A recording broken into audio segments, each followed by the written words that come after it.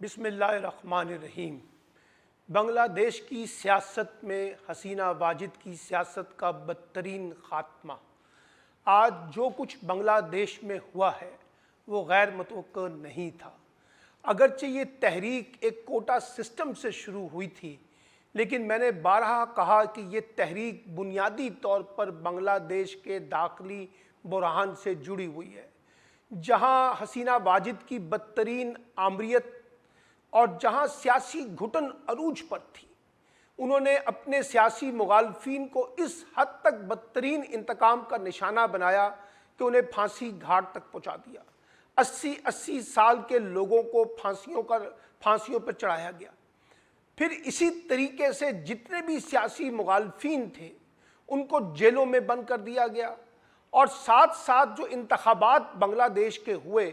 وہاں یک جماعتی نظام قائم کیا گیا۔ اپوزیشن نے ان انتخابات کا بھرپور طریقے سے بائیکاٹ کیا، اور اس کے باوجود حسینہ واجد کی حکومت بنتی ہے جو عوامی مینڈیٹ سے محروم حکومت تھی، جہاں میڈیا پر پابندیاں لگائی گئیں، جہاں سیاسی جماعتوں پر پابندیاں لگائی گئیں، جہاں سول سوسائٹی پر پابندی لگائی گئی، جہاں آزادی اظہار پر پابندی لگائی گئی۔ اور یہ سب کچھ کرتے وقت حسینہ واجد کا خیال تھا کہ وہ سب کچھ کر سکتی ہیں جو وہ کرنا چاہتی ہیں، لیکن حالات نے ایسا پلٹا بدلا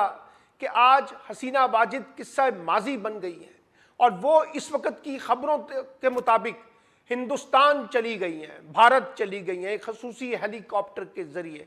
اور ساتھ ساتھ فوج کے سربراہ نے وہاں کنٹرول سنبھال لیا ہے اور اعلان کیا ہے کہ باہمی مشاورت سے ایک عبوری سیٹ اپ بنایا جائے گا، اور ساتھ ساتھ کہا ہے کہ شہریوں کے جو بھی مطالبات ہیں وہ پورے کیے جائیں گے، اور ساتھ ساتھ یہ بھی انہیں پیغام دیا ہے عوام کو کہ وہ پرتشدد سیاست سے گریز کریں اور ہم پر اعتماد کریں، ہم آپ کے اعتماد پر پورا اتریں گے، ایک عبوری سیٹ اپ بنائیں گے، اور شاید اس کے بعد انتخابات کا راستہ اختیار کیا جائے گا۔ یہ جو کچھ حسینہ واجد نے بنگلہ دیش میں نفرت کا بیج بویا تھا، آج لگتا ہے کہ اس کے خاتمے کا دن آ گیا تھا۔ اور آپ دیکھیے کہ سول نافرمانی کی تحریک،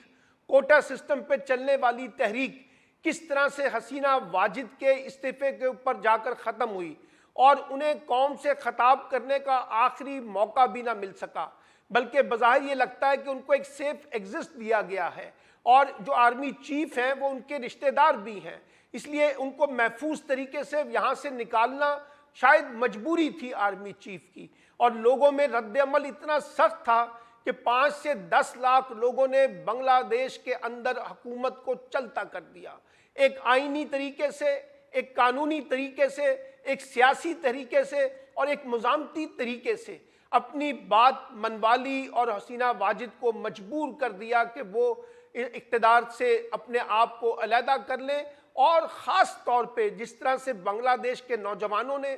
طلباء و طالبات نے اس تحریک میں کلیدی کردار ادا کیا، وہ واقعی اس کی پذیرائی ہونی چاہیے۔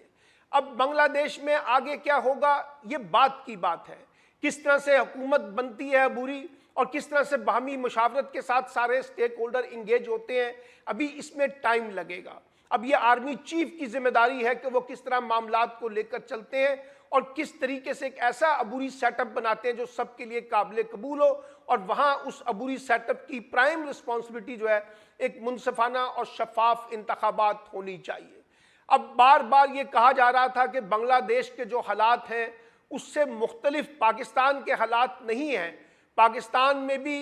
8 فروری 2024 کے انتخابات کے نتیجے میں ایک جعلی حکومت کی تشکیل نو کی گئی، جو عوامی مینڈیٹ سے محروم تھی، جس کے پاس عوامی مینڈیٹ نہیں تھا، اور ایک سیاسی جماعت کو جو ملک کی سب سے بڑی جماعت تھی پی ٹی آئی، اس کو دیوار سے لگا دیا گیا، ان کو انتخاب لڑنے کی اجازت نہیں دی گئی، ان سے انتخابی نشان چھین لیا گیا، ان کو انتخابی مہم میں ان کے لوگوں کو گرفتار کیا گیا، ہر طرح کا منفی حربہ اختیار کیا، لیکن اس کے باوجود 8 فروری کے پر انتخاب میں جب لوگوں نے پی ٹی آئی کے امیدواروں کو ووٹ دیا تو اس کو تسلیم نہیں کیا گیا۔ پھر یہاں پر آپ دیکھیے سیاسی پابندیاں ہیں، میڈیا پر پابندی ہے، جوڈیشری پہ دباؤ ہے، سول سوسائٹی پہ دباؤ ہے، اور جو سیاسی مخالفین اس وقت حکومت کے ہیں وہ جیلوں کے اندر ہیں۔ عمران خان اور اسٹیبلشمنٹ کے درمیان ٹکراؤ عروج پہ نظر آتا ہے، حکومت اور اسٹیبلشمنٹ ایک جگہ پر کھڑے نظر آتے ہیں، لیکن حکومت اور اسٹیبلشمنٹ کا جوڈیشری کے ساتھ ٹکراؤ نظر آ رہا ہے۔ اور پھر ڈیجیٹل میڈیا جو ایک نئی طاقت بن چکا ہے، اس پر طرح طرح کی پابندیاں لگائی جا رہی ہیں اور باقاعدہ دھمکیاں دی جا رہی ہیں، اور جو فارمل میڈیا ہے اس پر بے جا پابندیوں کی وجہ سے اسے غیر اہم کر دیا گیا ہے۔ سیاسی حقوق جو ہیں وہ بالکل اس وقت ایک عملاً سمجھیے معطل ہے، اور ایک جماعت کے لیے تو خاص طور پہ معطل ہے، اور جو حکومتی نظام بنایا گیا، جو سیاسی بندوبست کیا گیا، وہ بھی چلتا ہوا نظر نہیں آ رہا۔ اس لیے لوگوں میں رد عمل ہے، یہاں پر مہنگائی بھی ہے، بے روزگاری بھی ہے، معاشی بدحالی بھی ہے، گورننس کا فیلئر بھی ہے، بنیادی سیاسی انسانی حقوق کی پاسداری بھی نہیں کی جا رہی، ایک ہائیبرڈ طریقے سے جمہوریت کا نظام چلایا جا رہا ہے، اسٹیبلشمنٹ کا کنٹرول ہے اس پورے نظام میں، نہ صرف اپوزیشن پر بلکہ حکومتی اقدامات پر بھی، اور حکومت کے اندر بھی یہ باتیں کی جاتی ہیں کہ ہمیں بے اختیار رکھا گیا ہے، اختیارات نہیں دیے جا رہے، اختیارات کسی اور کے پاس ہے، ریموٹ کنٹرول سے یہ نظام چلایا جا رہا ہے۔ تو بنگلہ دیش کے جو حالات تھے اور پاکستان کے حالات میں آپ کو ایک مماثلت نظر آتی ہے، وہ ہے سیاسی گھٹن کی، وہ ہے معاشی گھٹن کی، وہ ہے فکر آزادی کی گھٹن کی، وہ ہے لوگوں کے بنیادی حقوق کی ایکسیپٹنس کا نہ ہونا، وہ ہے لوگوں کو دیوار سے لگانے کی پالیسی اور نوجوانوں کو دہشت گرد قرار دینا، ڈیجیٹل ٹیررزم کے نعرے لگانا، اور اس طریقے سے لوگوں کو دبانا کہ لوگ کسی صورت بھی کوئی مزاحمت نہ کر سکیں۔ ایک جعلی، ایک مصنوعی اور ایک کنٹرول نظام پاکستان کے اندر بھی چل رہا ہے، لیکن پاکستان کے لوگوں نے جو مزاحمت کی وہ سڑکوں پہ مزاحمت نہیں ہوئی، بلکہ ایک جماعت نے جس کو دیوار سے لگایا گیا، اس نے 8 فروری کے انتخابات میں مزاحمت کی بنیاد پہ اپنا ووٹ دے کر اپنی پسند کا اظہار کیا، جس کو تسلیم نہیں کیا گیا۔ اور پھر اس کے بعد ہم دیکھ رہے ہیں کہ وہ جماعت بدستور مزاحمت کر رہی ہے۔ عمران خان کو آج 1 برس ہو گیا جیل میں رہتے ہوئے، اور انہیں سیاسی انتقام کا نشانہ بنایا جا رہا ہے۔ ان کے لوگوں پر دہشت گردی کے مقدمات ہیں، اور خاص طور پہ 70 سال کے لوگ جیلوں میں قید ہیں، خواتین قید ہیں۔ یعنی یہ ساری صورتحال ظاہر کرتی ہے کہ پاکستان کے حالات بھی بنگلہ دیش سے مختلف نہیں ہیں۔ لیکن کیا پاکستان میں کوئی ایسی تبدیلی آ سکے گی عوامی دباؤ کے نتیجے میں؟ کیا عوامی مزاحمت اس حد تک آگے بڑھ سکے گی؟ کیا لوگ واقعی اپنے حالات پہ جو رنجیدہ ہیں وہ باہر نکل سکیں گے؟ کیا یہاں جو حکومت ہے، جو جعلی حکومت ہے، اس کے خلاف بغاوت ہو سکے گی؟ یا جو کنٹرول قسم کا نظام ہے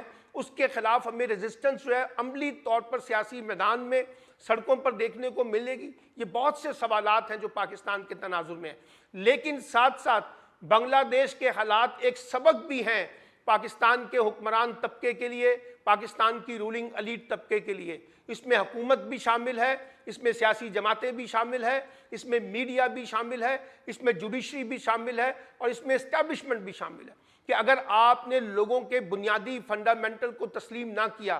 پاکستان کے اندر سیاسی اور جمہوری حقوق کی جو پاسداری ہے وہ نہ کی، اور ایک منصفانہ اور شفاف راستہ نئے انتخابات کا نہ نکالا، اور یہ جو مسلط کردہ نظام ہے اس کو اگر جبری بنیادوں پر مسلط کرنے کا یہ کھیل جاری رہتا ہے، تو آپ دیکھیے گا کہ پاکستان کے حالات میں آپ کو بنگلہ دیش کی جھلک بھی نظر آئے گی۔ ابھی لوگ خاموش ہیں، لوگ سیاسی طور پر اور جمہوری طور پر اور آئینی طور پر اپنا راستہ تلاش کرنے کی کوشش کر رہے ہیں، لیکن جب آپ راستے بند کر دیتے ہیں، لوگوں کو سڑکوں پہ آنے پہ مجبور کرتے ہیں، تو پھر یہی کیفیت ہوتی ہے، یہی سما ہوتا ہے جو آج ہمیں بنگلہ دیش کے حالات کی صورت میں دیکھنے کو مل رہا ہے۔ اس لیے حسینہ واجد کی سیاست کا خاتمہ ہو، بنگلہ دیش میں جو کچھ ہوا وہ ظاہر کرتا ہے کہ اس کا امپیکٹ پاکستان جیسے ملکوں کے اندر بھی ہوگا، اور پاکستان میں جو اس وقت سیاسی گھٹن ہے یا معاشی گھٹن جس کا میں نے ذکر کیا، لوگ جو بدحال ہیں، اس کا ایک ریئیکشن آ سکتا ہے۔ تو اب بھی پاکستان کے رولنگ ایلیٹ کے پاس، فیصلہ کرنے والے لوگوں کے پاس، اسٹیبلشمنٹ کے پاس موقع ہے کہ وہ بنگلہ دیش کے حالات سے سبق سیکھیں اور ان راستوں کو اختیار نہ کریں جہاں لوگ بھرپور طریقے سے ایک ایسی مزاحمت کی طرف چلے جاتے ہیں جہاں پہ اس کو کنٹرول کرنا مشکل ہو جاتا ہے۔ اس لیے میں ایک بار پھر یہ کہتا ہوں کہ بنگلہ دیش میں جو کچھ ہوا وہ پاکستان کے لیے سبق ہے، اور پاکستان کو بھی یہ سوچنا ہے کہ اگر ہم نے بنگلہ دیش کی طرز کی حکومت چلانی ہے جو بدترین فسطائیت پہ مبنی ہو، ڈکٹیٹرشپ پہ